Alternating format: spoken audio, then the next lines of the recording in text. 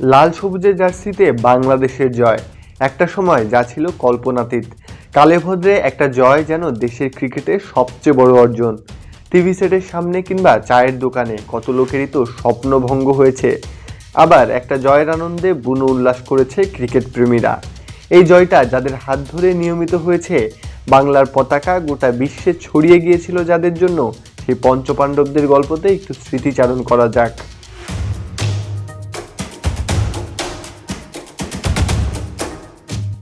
বিশ্ব ক্রিকেটে আলোড়ন ফেলেছিল অল্প বয়সী এক পেসার। কলারটা উঁচু করে যখন বোলিং প্রান্ত থেকে দৌড় শুরু করত, বাংলাদেশি পেসারদের মধ্যে তাকেই একমাত্র সমীহ করে চলত বিশ্বের বাঘা বাঘা সব ব্যাটাররা। সেই উঁচু করা কলারটাও বয়সের ভারে নুয়ে পড়েছে।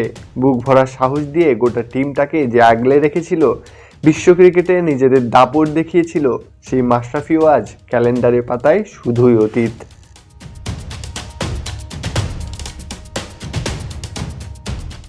কোনো বাংলাদেশি ক্রিকেটার দিনের পর দিন র্যাঙ্কিংয়ে ১ নাম্বার, ব্যাট কিংবা বল হাতে ক্রিকেটের একছত্র সম্রাট যেন তিনি। সেই একরোখা আপসীন ছেলেটা গোটা বাংলা ছাড়িয়ে নিজের নাম ছড়িয়েছিল গোটা বিশ্বে।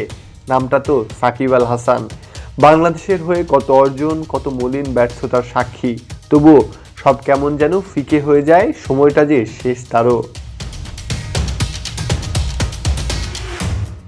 লর্ডসের অনার্স বোর্ডে ছেলেটার নাম লেখানোর সে কি ইচ্ছে, তাই তো বলে কয়ে ইতিহাসের পাতায় নামটা ওঠালেন তামিম ইকবাল। ক্রিকেট দুনিয়ায় বাংলাদেশি কেউ ওরকম দাপট দেখিয়ে খেলেছে আর কে? জহির খানকে ডাউন দ্য উইকেটে সেই ৬টারও বয়স বেড়েছে, সোনালি সময় যে শেষ হয়েছে।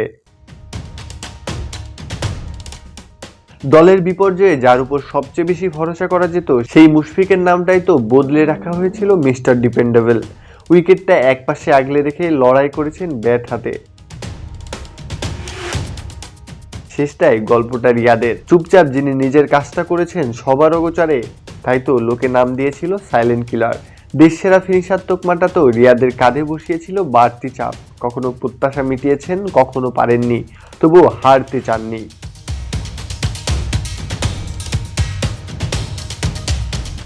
দেশের ক্রিকেটের এই ৫টা নাম ছিল বাংলার খুঁটি, যা ভিত্তি এনে দিয়েছিল একটা ম্যাচ জয়, আরেকটু বাড়িয়ে সিরিজ জয়। যারা স্বপ্ন দেখিয়েছিল একটা সময়, তারাই যেন ঘুম ভাঙিয়ে দিয়ে জানিয়ে দিল একটা করুণ শব্দ, বিদায়। প্রত্যহ কাব্য, বিডি আর্কাইভ।